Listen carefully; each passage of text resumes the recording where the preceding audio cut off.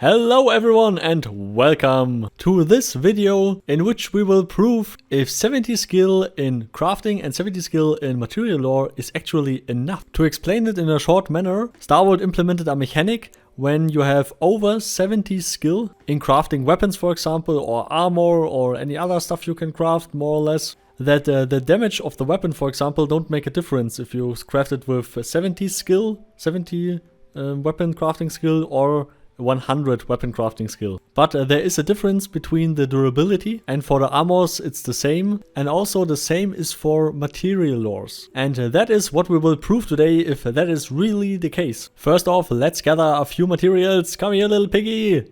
Die! Delicious bacon. Okay, so we will start now with the crafting table. As you can see, my crafting skills are all 100.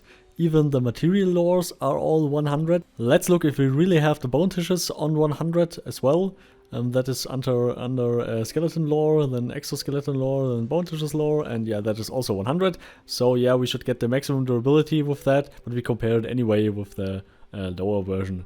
So let's choose one kind of sword or something like that. Maybe the clean crossguard and the great blade is maybe a good option.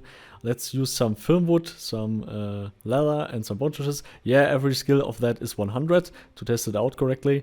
So let's craft one. And here we have it. Let's craft another one for false proof to make sure that it's the same stats and not corrupted by anything. Okay, now let's compare these two.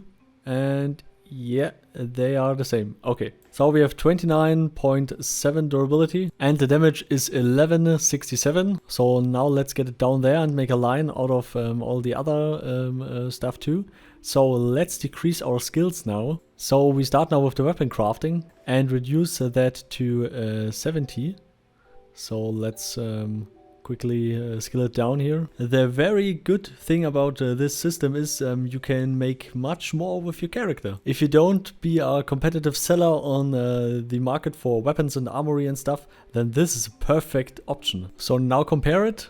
And yeah, here we have it. And it's 22.63 durability, but the same damage. That is awesome. So just to compare these two, so that is a total 27.25% difference in durability. It don't sound much, but if you're making a lot of PvE with your weapons, this is actually a huge difference. And now we even compare this with the material lores. If we decrease the material loss here, wait a second, yeah, here. Now the durability should even shrink more. Let's see how this works. So if that works correctly, many people can be self-sufficient if they really want this. Yeah, but it's a multiplayer online game, you know, I mean, you have many people and friends, so yeah, so here it's actually also pretty good. I mean, 18.88. But yeah, of course, you have a lot of diminishing returns. I mean, that are 60 skill points in total. And I personally don't think that 44.76% less durability is even an option, because that is just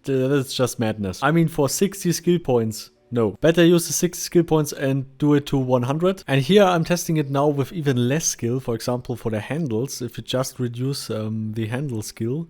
Because, for example, you just use a small amount of wood in your handles. And if you reduce that, you can maybe save more skill points and diminishing less durability. Because the damage is the same. So if you actually want to save skill points, then, for example, if you are a weapon crafter, reduce your Botany skill to 70, because that actually don't have a huge impact on your durability, and it also don't impact your damage. But a video about the sword handles, for example, is linked in the video description. So, and to reduce it even further, but if you go too far, for example, so we just use Botany on 1, that is a very good example.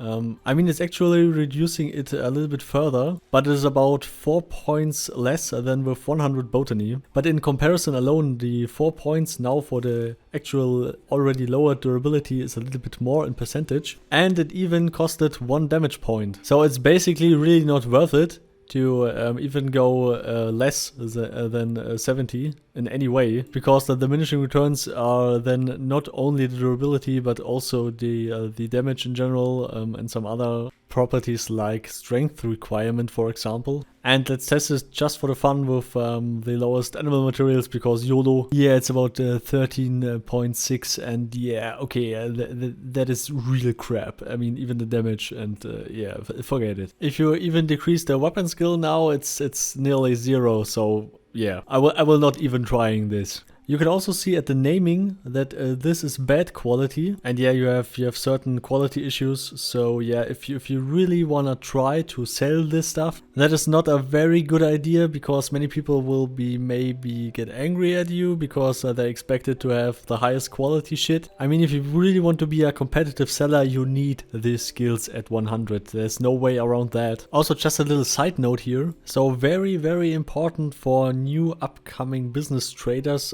and crafting merchants just for business. Never mess with your reputation. Never ever. And if the standard steel sword has that number of durability, if you for example have the default Great Blade, for example, the default meta gameplay weapon, and you sell your sword with just a few durability points less to someone, your reputation is pretty much ruined. Unless you highly apologize and give the guy the money back and let him the weapon for free. Because people will get mad and pissed pretty fast, and the people will talk about you in their discords and all their guilds and stuff. So if you're certain that you want to be a business seller, just prepare yourself and be really careful what you put out there, and how your wording is and how you present yourself. And don't kill random people, because sometimes killing random people, people will then just trash talk about you, which sometimes is maybe true or maybe not, but I'm speaking from a lot of years of experience in that field, and I can say to you, just be careful.